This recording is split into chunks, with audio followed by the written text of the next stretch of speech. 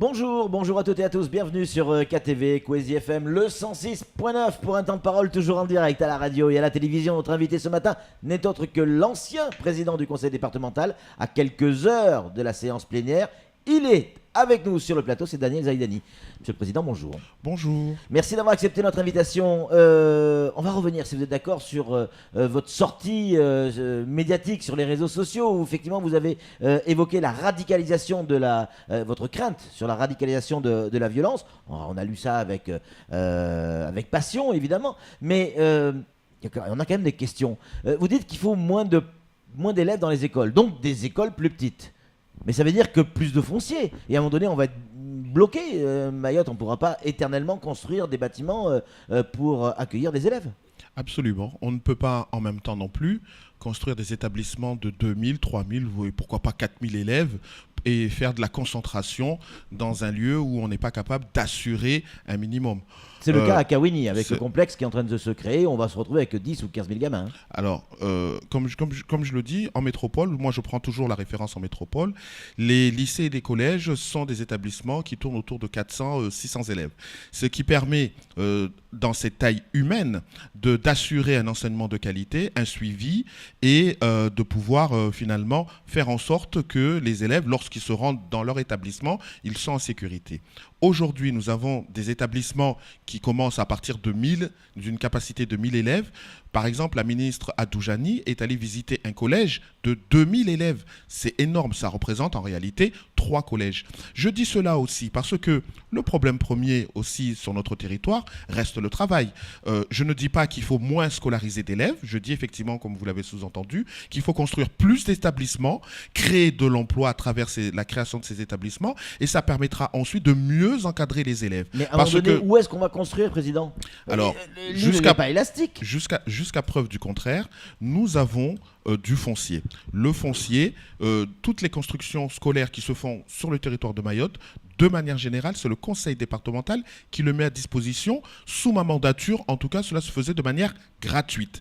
Donc, à mon sens, aujourd'hui, je ne souhaiterais pas qu'on oppose la construction d'établissements à taille humaine sous prétexte que le foncier ne soit pas disponible. Donc ça veut dire qu'à terme, on a une île, Mayotte, où on va avoir que des écoles. Allez, on se projette dans 30 ans, il n'y a que des écoles. Écoutez, on augmente de 10% tous les ans. Vous avez raison, mais derrière cela, vous appelez d'autres politiques.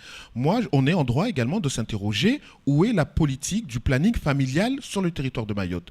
Dans mon adolescence, nous parlions d'une politique familiale qui parlait 1, 2, 3, basse. Qui est capable de me dire ces 20 dernières années quelle politique de communication sur la natalité a été faite sur le territoire de Mayotte? À mon sens, aucune. Pas besoin. La réalité, les Mahorais ne font pas plus de 3 gosses, on le voit sur les statistiques. Le problème, c'est que les gamins arrivent d'ailleurs. Là aussi, vous soulevez également un autre problème.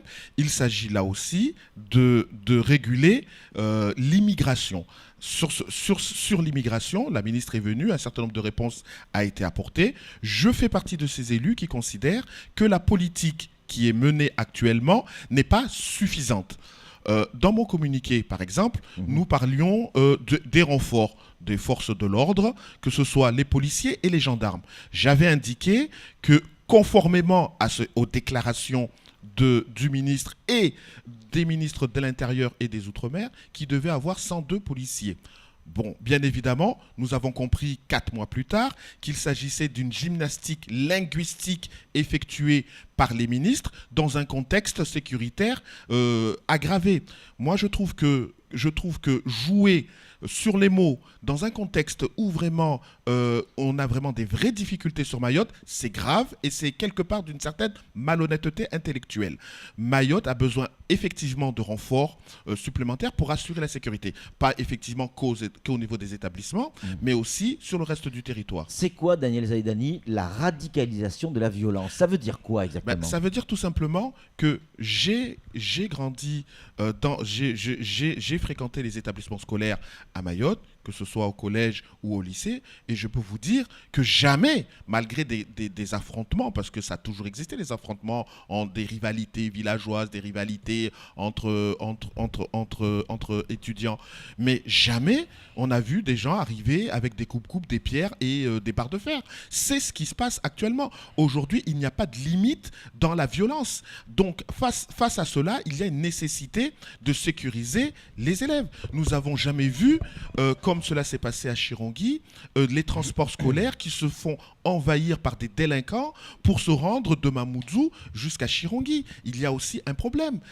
Nous avons effectivement des médiateurs aujourd'hui dans ces transports, mais même les médiateurs ne sont pas en capacité de faire face à ce déferlement de violence. Il y a une nécessité aujourd'hui d'avoir, au-delà des médiateurs, d'avoir des renforts, que ce soit les gendarmes, que ce soit des agents de sécurité spécialisés en la matière, mais nous ne pouvons plus nous comporter comme nous le faisions il y a 20 ans. Pourquoi radicalisation ? Parce que tout simplement, il y a un degré de violence qui n'a jamais été atteint, et de la même manière, ce degré de violence s'est généralisé sur toute l'île. Il y a 2 semaines, nous parlions de Chirongui. Chiconi a également été, on a vu également une violence grave se perpétrer dans l'établissement de Chiconi, également à Mtsamboro, également à Tsararano. Donc on voit bien que ce n'est pas forcément localisé en un site, mais c'est répandu sur tout le territoire. À cela, il y a quand même plusieurs points convergents. Le premier, c'est que les établissements sont trop grands. Effectivement, lorsqu'on a des établissements qui dépassent la capacité de 1000 élèves, les surveillants, les pions, ne peuvent pas faire face à cette violence. Deuxièmement, on parle de caméras à l'entrée, mais je suis désolé, ces établissements n'ont pas encore de caméras. Troisièmement, on parle, dans un contexte national, d'assurer une sécurité aux abords des établissements. Cette sécurité n'est pas mise en place à Mayotte. Nous ne sommes pas un territoire français de moins. Nous voulons tout simplement un territoire français qui soit considéré comme un territoire français et que les moyens dans ce territoire français ne soient pas comptés. Actuellement, la difficulté à laquelle nous sommes confrontés, c'est que on veut compter les dépenses, ou on veut quantifier les dépenses que nous faisons à Mayotte. Je suis désolé. Nous n'avons pas le droit, quel que soit le gouvernement se trouvant en métropole ou même au vice-rectorat, de vouloir quantifier la sécurité. Non. Ce week-end, des policiers ont été... La sécurité n'a pas de prix ? La sécurité n'a pas de prix. Encore ce week-end, des policiers ont été agressés en France métropolitaine. Aussitôt, quels que soient les moyens financiers dont nous disposons en métropole actuellement, aussitôt le Premier ministre a décidé de prendre des mesures pour mettre en place des véhicules blindés. Bon, ça existe déjà, Daniel. Non, mais pour faire les patrouilles. Non, ils ont aujourd'hui des voitures banalisées, mais des voitures de monsieur et madame tout le monde. Ouais. Là, on va leur mettre à disposition des véhicules sécurisés pour faire face à des émeutes. Parce qu'on ne compte pas dans la sécurité. Alors je voudrais, de grâce, qu'à Mayotte, qu'on arrête de vouloir quantifier les dépenses lorsqu'on parle du territoire de Mayotte. Moralité, nos enfants aujourd'hui prennent le transport scolaire avec la peur au ventre, arrivent dans leur établissement en se disant mais qu'est-ce qui va leur arriver pareil pour les parents. Et pareil pour les parents, tout à fait. Samuel Bocher, le rédacteur en chef de France Mayotte Matin. Une question à vous poser, Monsieur le Président. Oui, la sanctuarisation des établissements scolaires a été décrétée à partir de 2012, quand il y a eu ce jeune qui a été poignardé au lycée Younous Abamana. Est-ce qu'il faut aujourd'hui parler de bunkérisation plutôt des établissements ? Non, il faut respecter le terme de sanctuarisation. Aujourd'hui, les établissements ne sont pas sécurisés. Nous avons vu même le lycée récent de Tsararano, on a vu que le grillage était éventré et qui n'a pas été rénové. Voilà, moi je crois qu'il y a un minimum qu'il y a à faire. Je suis conscient que le vice-rectorat a fait beaucoup, mais n'a pas forcément les moyens. Et donc, c'est pour cela qu'il y a un cri d'alarme qui doit le faire. Je m'en prends pas au préfet. Le préfet ou la vice-rectrice fait avec les moyens qu'elle a actuellement, les moyens dont il dispose. Mais la réalité, c'est que on veut quantifier les moyens de sécuritaire à Mayotte. Regardez un peu, vous imaginez un peu l'Alliance Police qui vient sur le plateau réclamer des hommes supplémentaires. Mais ça montre bien qu'on est arrivé à un point de malaise sérieux. Aujourd'hui, nous savons pertinemment que les forces de l'ordre sont des personnes qui essayent vraiment d'être le plus discrets et de régler leurs problèmes entre eux. Et ça, on le sait pertinemment. Pour Que qu'il ce soit pour soit les policiers, les gendarmes ou les militaires. Hein, Exactement. Pour qu'il soit amené aujourd'hui à venir sur le plateau de Kwesi dénoncer la situation, cela montre bien qu'ils ne sont pas entendus à Paris. Alors, si en interne on n'arrive pas à se faire entendre, malgré toutes les violences qu'il y a eu, parce que l'année 2016 doit être quand même qualifiée comme une année exceptionnelle, une explosion de violences inouïes. Sur les routes coupées, les gens tués chez eux, les écoles envahies par des délinquants venant d'ailleurs. Donc je crois qu'à un moment donné, on ne peut pas faire des économies sur la sécurité. En parallèle, vous avez parlé de l'immigration. Et je le rappelle encore une fois, je le dirai autant de fois que nécessaire, je le rappelle, en février 2013, au niveau du Sénat, les sénateurs se sont réunis sous l'impulsion du gouvernement actuel pour traiter de la question de l'immigration à Mayotte. À l'issue de cette discussion, une seule conclusion est arrivée, c'est de la coopération. Je regrette, il est quand même incompréhensible que 3 ans plus tard, cette coopération, elle n'est pas enclenchée. Je vois bien qu'un nouveau président est arrivé, qui a rencontré notre président de la République. Mais où est donc cette coopération qui permettra réellement de contenir cette immigration aux Comores? Qu'on le veuille ou non, il va falloir accompagner les Comores dans leur développement. Qu'on le veuille ou non. Qu'on le veuille ou non. Parce que vous l'avez dit. Ou non, parce que la coopération régionale, Daniel Zaidani, il faut être 2. S'il n'y a pas cette notion de 2, c'est-à-dire aller-retour, c'est plus de la coopération régionale, c'est du mécénat. Mais pourquoi pas? Mais n'appelons pas ça de la coopération régionale. Alors appelons ça, si vous voulez, de l'assistance à personne en danger. Vous appelez ça comme vous voulez, mais j'estime que les Comores sont une ancienne colonie française. Aujourd'hui, une population résidente là-bas fuit le territoire pour venir sur le territoire de Mayotte. Alors, risque et péril, déstabilisant le développement de notre territoire. Nous, Mahorais français, nous ne devons pas être victimes de cela. Je demande au gouvernement, quel qu'il soit, de droite ou de gauche, de prendre les dispositions nécessaires pour contenir cette immigration. Il ne s'agit pas simplement d'être au bord de mer sur les rivages de Mayotte avec un fusil à l'épaule, mais je demande de s'assurer que cette immigration ne parte pas des Comores. C'est aussi le travail de notre gouvernement. De la même manière, je demande à ce qu'on arrête de minimiser le développement de Mayotte sous prétexte qu'il y a une immigration sur Mayotte. Nous ne sommes pas les responsables de cette immigration. Le gouvernement français peut-être n'est pas responsable de cette immigration. Mais s'il y a quelqu'un qui doit s'en occuper, c'est d'abord notre gouvernement, parce qu'on doit s'assurer que les Français qui résident sur le territoire de Mayotte soient en sécurité. Aujourd'hui, ce n'est pas le cas. Pour la simple et bonne raison, encore une fois, qu'on veut faire des économies. Hier, j'ai écouté avec attention le préfet lorsqu'il est intervenu sur les ondes de médias concurrentes. Alors, ils disent qu'ils ne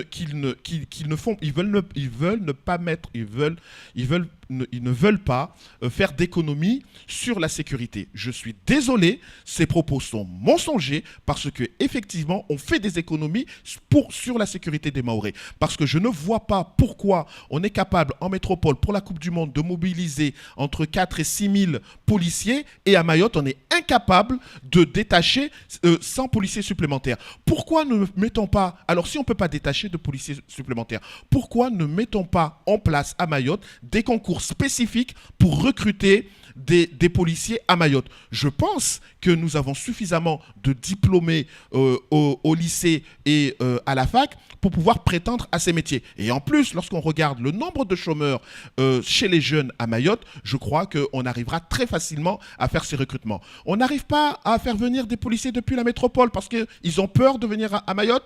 Les Mahorais n'ont pas peur de vivre à Mayotte. Alors, donnons la chance à ces jeunes de rentrer dans les forces de l'ordre, et vous verrez que ce n'est pas sans recrutement qu'on fera, on pourra recruter facilement 1000 personnes. Daniel Zaidani, ce que vous dites là, beaucoup de gens vont adhérer avec ce discours. Mais j'ai une question simple. Pourquoi, maintenant que vous n'êtes plus président, j'allais dire, le discours se libère, vous n'hésitez pas à attaquer, entre guillemets, que soit l'État, que soit l'institution, que soit le conseil départemental, que soit certaines mairies, etc., à dire des vérités que tout le monde sait. Et on a l'impression que quand on est président du conseil départemental, il y a des choses qu'on ne peut pas dire. Alors que c'est là où on attend les présidents.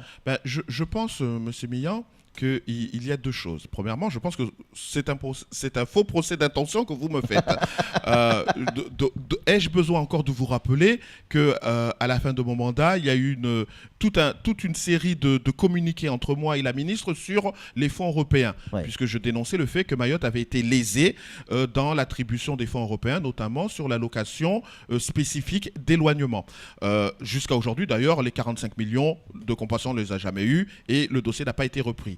Je vous rappelle également que, parce que j'ai également mené et je mène actuellement un combat sur les charges indues. Ces 400 millions d'euros, j'ai amené quand même le gouvernement au tribunal pour cela. Nous passons à l'appel, bizarrement, à 2 mois de la révélation à 2 mois finalement du jugement rendu, parce qu'il doit sortir au mois de décembre. Je trouve super étonnant que d'un seul coup, on commence à s'intéresser aux charges indues et en donnant une petite enveloppe au conseil départemental. Attendant ce qu'il en sera exactement au mois de décembre. De la même manière, je crois que vous avez vu également le ministre venir à Mayotte et me passer d'une certaine manière le savon. Parce qu'il y a deux choses. Lorsque vous êtes président du conseil départemental, les choses se disent à huis clos. Je vais régulièrement à Paris, je dis ce qu'il y a à dire, mais je l'ai dit les yeux dans les yeux à huis clos. Je n'ai pas besoin de venir sur le plateau pour me faire comprendre. Là, on a un préfet qui est sur le territoire depuis maintenant 4 mois. Vous pensez qu'il a jugé utile de rencontrer les élus de l'opposition ? Sincèrement, vous pensez qu'il a trouvé ça utile de le faire ? Un ancien président du conseil départemental, vous pensez qu'il a trouvé utile de sonder un petit peu ce qui se passe sur le territoire ? Non. Aujourd'hui, le préfet ne s'intéresse qu'aux élus de la majorité. La voix des élus de la majorité. Et vous voyez bien que cette voix-là, les Mahorais eux-mêmes ne l'entendent pas. Donc, on est bien obligé, finalement, de faire passer les messages en venant chez vous, parce que vous, au moins, vous êtes à l'écoute des Mahorais. Merci pour ce compliment. Vous restez avec nous, Daniel Zaidani, parce que, bien sûr, c'est la fin du temps de parole. Dans quelques instants, vous allez répondre aux questions de nos auditeurs, téléspectateurs et autres lecteurs de France Mayotte ou internautes en appelant au 06 39 69 71 00. Pour l'heure, c'est tout pour ce temps de parole. Tout de suite, la suite de nos programmes.